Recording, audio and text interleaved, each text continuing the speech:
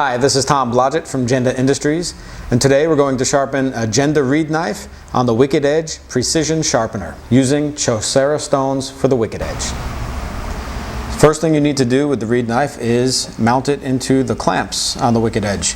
The Jende reed knife is a hollow ground, double hollow ground, so because there's no flat surface, you will have to be careful how you mount it. If it's a single bevel or a bevel with hollow ground with a flat surface, it'll be much easier.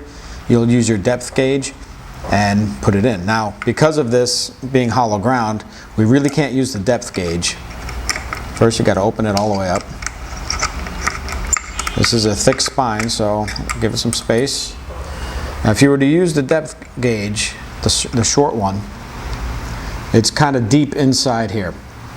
So it's a little too deep for what we want to do. We can't get the angles that we want, so what we need to do is kind of raise it up a bit. So instead of being here, I'm going to go about halfway.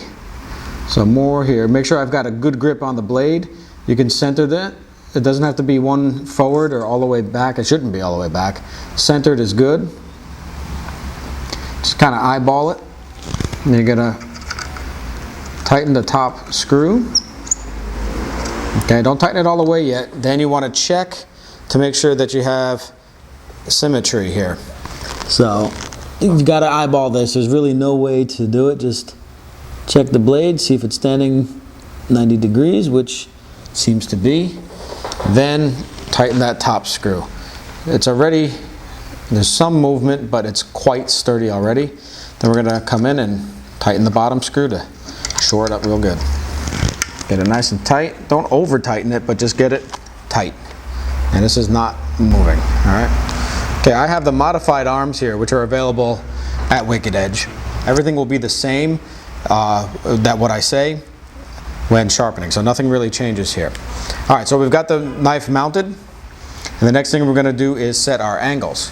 So I'm going to use our Chaucera stones that are available at Wicked Edge or at Jende Industries, and I'm going to choose the, well, here we have the 400 Chaucera, 600 Chaucera, 800 Chaucera, 1,000, 2,000, 3,000, 5,000, and 10,000. These are very good stones, and they will work on all reed knives. What I'm going to use today for this is the 800 and 2,000 combo. So there's the 2,000s. On the other side, I've got my 800s put together. All right.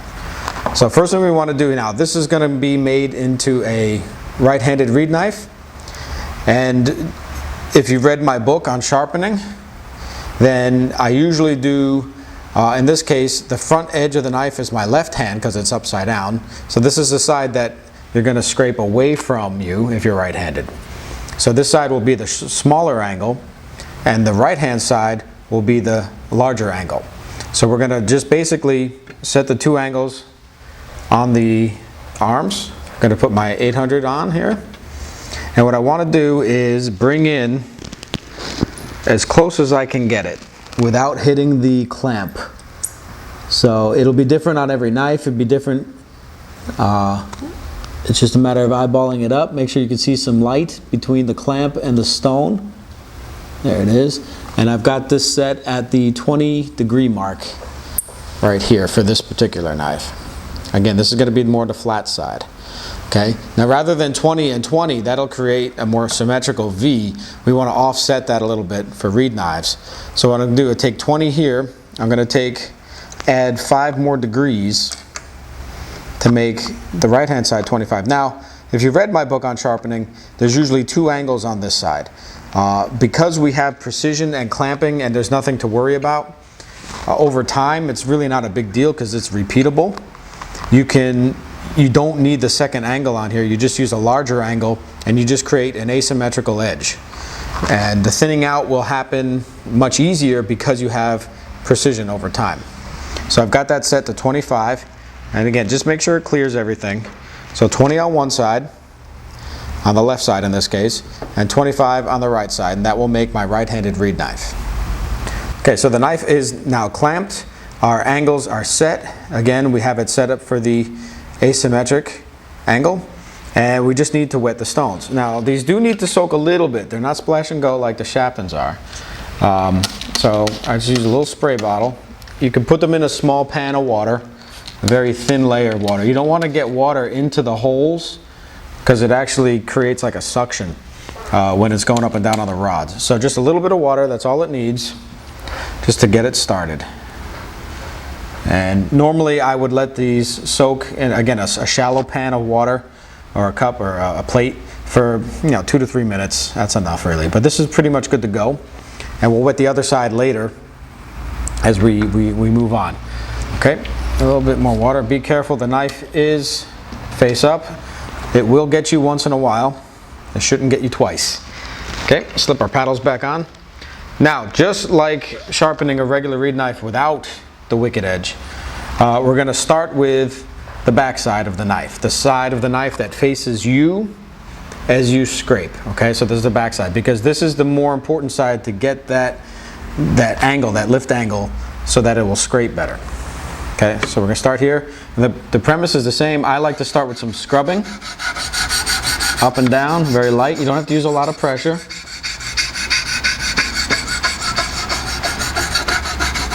And you're going to do this until you get a burr that forms on the left-hand side, in this case, of the knife. Might take a while depending on your knife. If it's a new knife, it might take a little bit longer. If it's an older knife that has different angles used on it, then it will also take a little bit of time. Once you've done it the first time, then it should be very quick each additional time. Just a matter of finding that same place when you set the knife in the clamp. And you check periodically, take your finger, pull it up along the edge here, and I can feel that I've got a little bit of a burr. So I'm going to do a little bit more. And you don't have to use a lot of pressure. Get the whole edge evenly.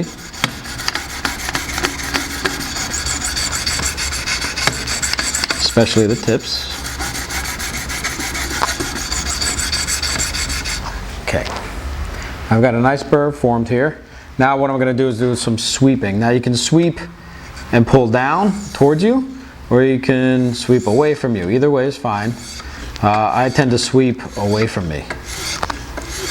Again, this is just to establish a nice scratch pattern. This is more for perfection purposes in the end. Lightly. Okay, that pretty much evens out the scratch marks. Okay, I've got a good burr going here. Now we're going to go on the other side now, which is we want the straighter angle, the straightest we can get it in the clamp. And we do some scrubbing until the burr forms on the right-hand side of the knife. Just like regular sharpening, only upside down here.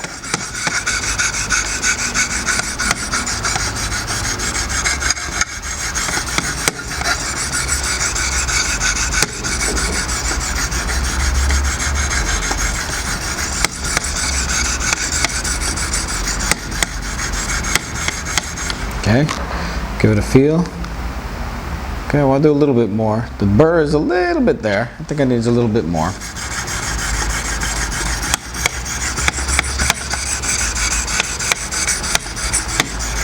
And once you get over the learning curve of using two hands, the wicked edge really is a great tool. I love the precision it offers. I like the stones it has.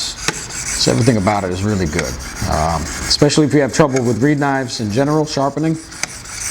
This is an excellent alternative to using my method of the nickel and dime. Of course, you should buy the book anyway. Okay. I've got a nice little burr for me here. You can feel it again, just rub it over, not into it. Okay, then we're going to do some sweeping motions again. Again, I push away and down. Don't need a lot of pressure here.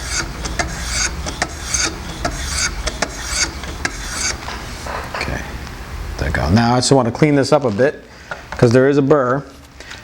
And before I move on, just a little spritz of water here to keep it alive. Doesn't use much water. Now we're going to go right, left. But because I want an asymmetry to this, I want to do, for me personally, I'm going to do 2 on the right, and 1 on the left. Now if you were left-handed, you would do the opposite. You would do 2 on the left and 1 on the right. So in this case, for right-handed, we're going to do 2-to-1 ratio. This will keep everything over to the right-hand side of the knife. So when you scrape a reed, so 2-to-1. 1, 2 to 1. 1, 2 to 1. 2 to 1. Again, lightly to 1. 1, 2 to 1. You could alternate. We will probably alternate on the next level. But this is one way to really guarantee that asymmetry, excuse me. 2 to 1. 1, 2 to 1. Okay. And now, when you finish, because this is a right-handed knife, you must finish with the right hand. 1 time should be enough. And that puts any burr that is there, or the tendency, over to the front of the knife, and that will scrape the reeds better. Now that we've got this 800 done, we're going to turn our stones over and wet the 2000 side now.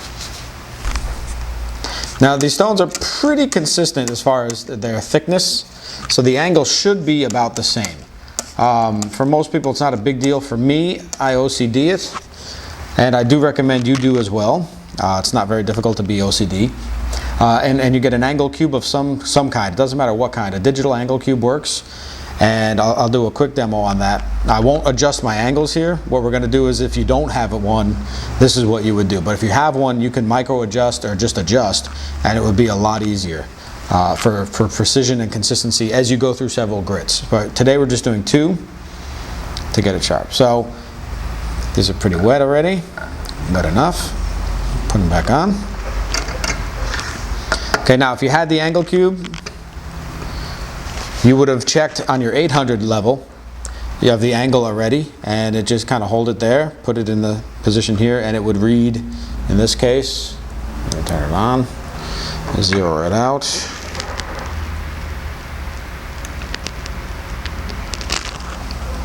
It would read this angle. So it's probably not 25 exactly. Let me see what it says here. And it's 2165, because the thickness of the stones change the actual angle that's being produced, which is okay as long as we have consistency here. If you find that the edge is rolling later on too easily and you have to sharpen more, then you would increase the angle overall. So an angle cube really helps for consistency between the stones, so that you know you have the same angle. If you don't have the angle cube, which we're assuming you don't, then it's the same process that we did on the 800. We're going to start with the 2000 here, and we're going to do some scrubbing till we get a burr on the left-hand side of the knife. Again, scrubbing is just up and down strokes.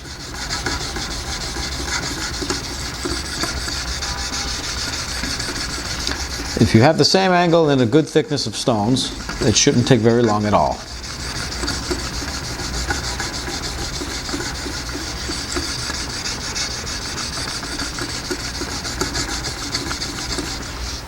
Okay, feel for the burr, and I've already got the burr. Okay, so I'm going to do some sweeping strokes here now, just to clean that up a little bit. Because we've already done the shaping with the 800, this is just like filling in the scratches with 2000 grit. Making it more refined. The more refined your edges are, the smoother the scrape you can make, and the more detailed work you can do when adjusting your reed. Okay, so that's pretty good. Then we switch it over, to the 2000 on the left-hand side. Again, this one for the asymmetry. I'll start with some scrubbing.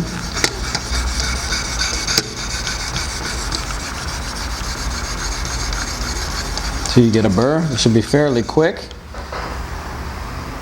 All right, we're already there. We're going to do some scrubbing, sweeping, sorry.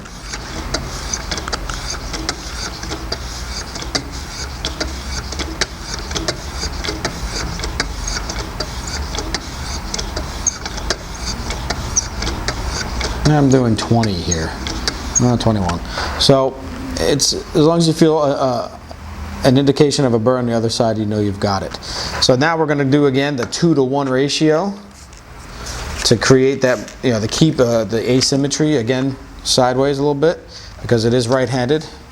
So we're going to do 2 on the right, or 2 on the strong hand in this case, and 1 on the left. 2 on the right. This reduces the burr as you go. 2 strokes does create a larger burr than 1 stroke, but in the end we're just going to do with the 1. So it's about more about the shape still. So again, 1, 2 to 1, 1, 2 to 1, 1, 2 to 1, 1, 2 to 1. Very difficult.